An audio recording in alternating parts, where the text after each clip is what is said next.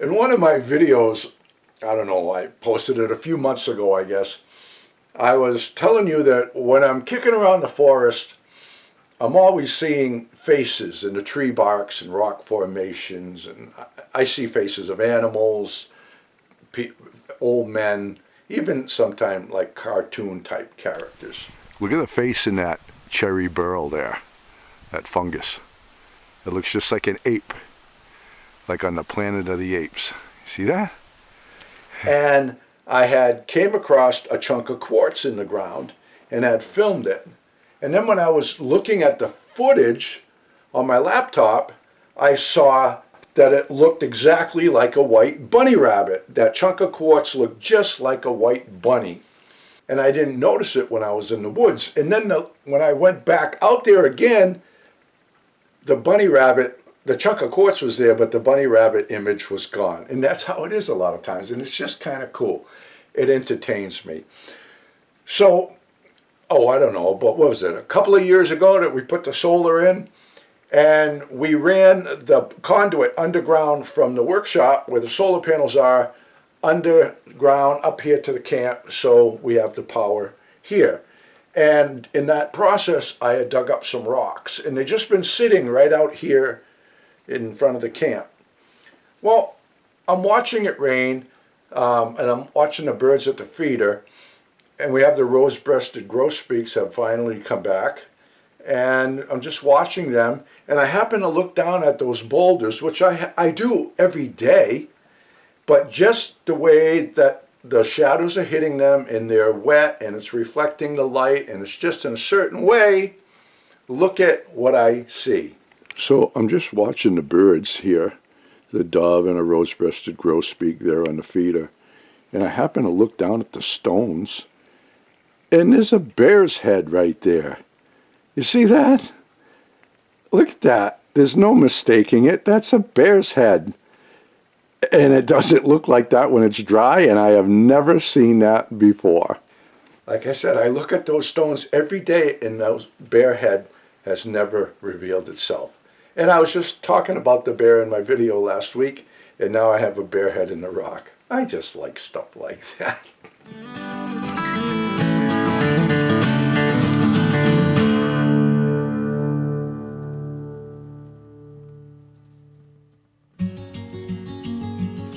It's springtime on the mountain and everyone's in the yard. Some come to gather the food and nesting material that we provide, and others come with their own ideas for nesting and put on a grand display in the process. In a few weeks, the hens will return with several little chicks in tow, showing off the results of their successful courtship.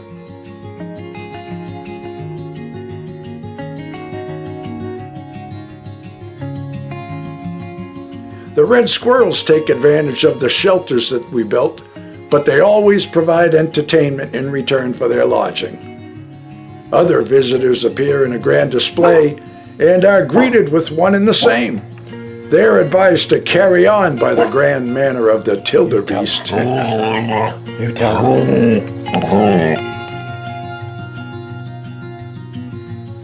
Now the critters aren't the only ones happy to see the winter gone and the warm weather upon us.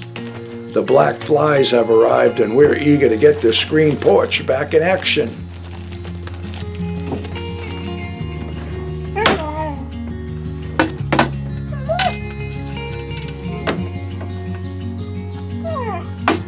You talking to me, Cal? Huh? What? Not going fast enough for you? She's telling me which one to do next.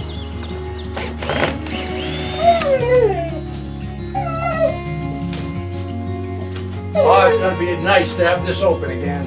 Sure is. Can't wait to sit out here. I'll have to have a special supper. Okay. Just let me know what you want. Tildy likes to give instruction and always has a lot to say, but Frankie's heard it all before and pays her no mind.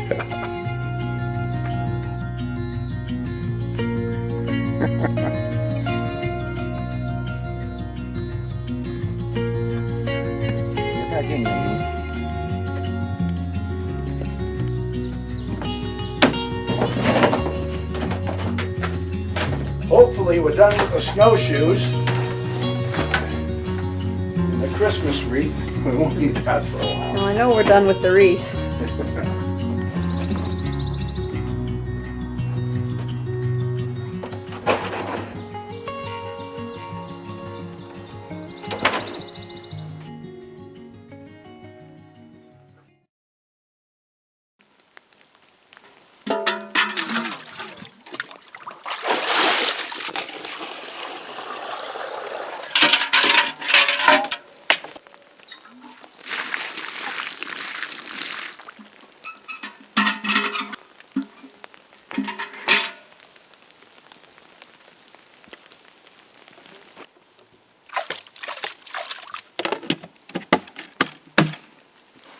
All right, that's another 2 days of water here.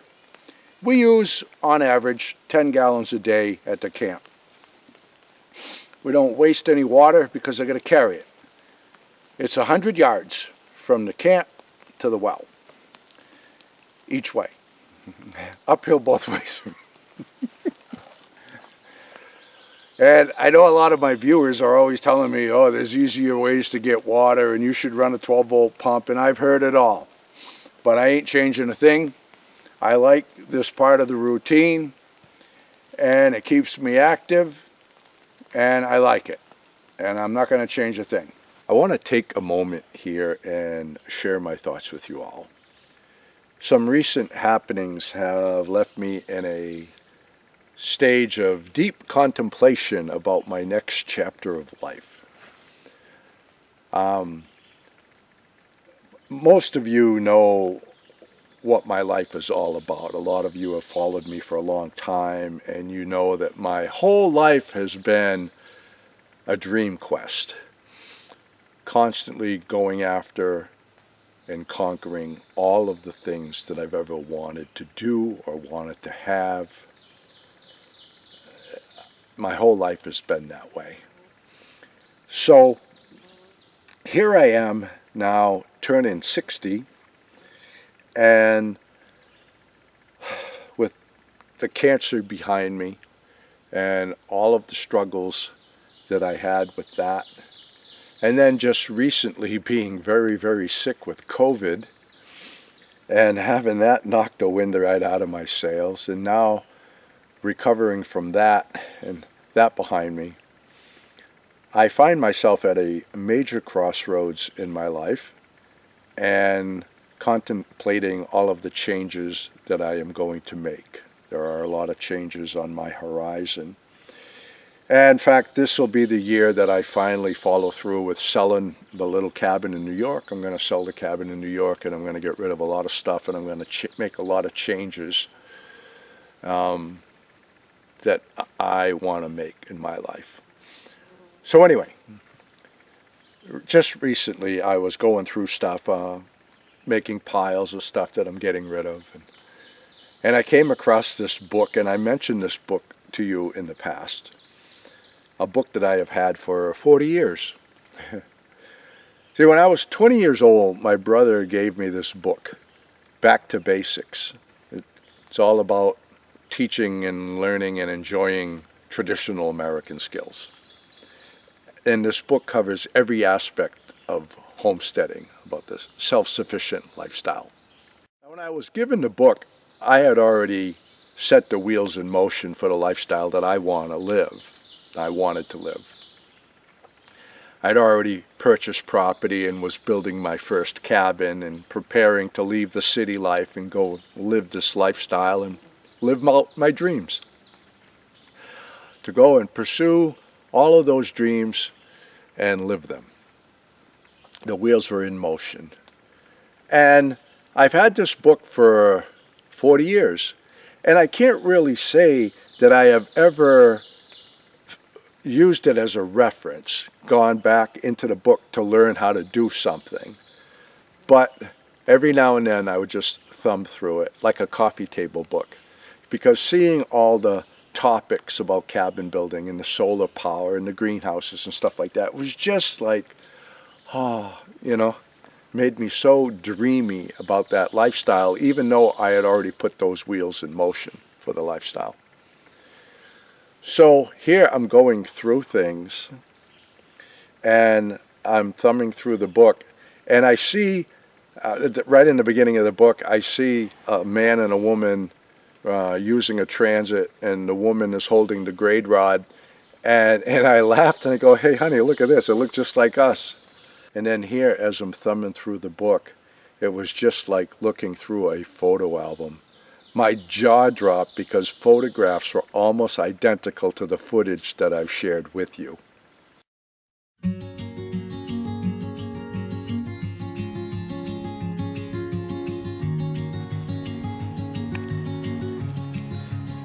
As I thumbed through this old book, I saw all of the things that I had once dreamed of doing were now done. My one-time book of dreams had become a photo album of life experiences. I once read about cutting timber and milling my own lumber, and then spent the last few decades doing just that.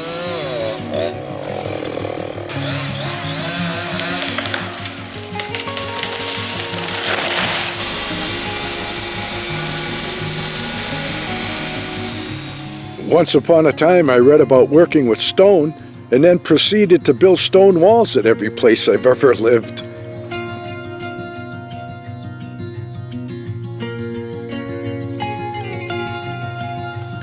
It's uncanny how so many of the topics in the book have materialized in my own life with surprising similarities to the images I once glanced upon. This hasn't happened intentionally. I haven't gone through life with the book in one hand and a camera in the other. Oh, seeds may have been planted from the images on these pages, but the life cultivated from them has been a life of my own.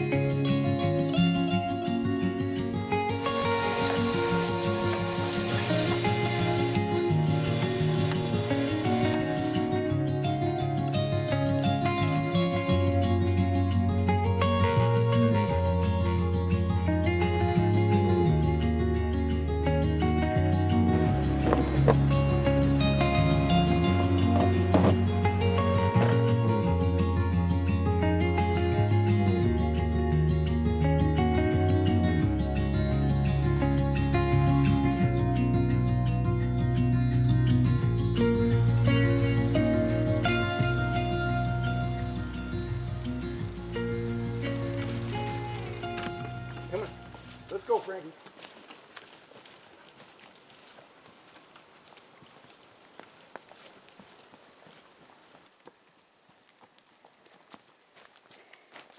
Hope I got the shot. Frankie and the boss out walking in the woods, living life happy and free.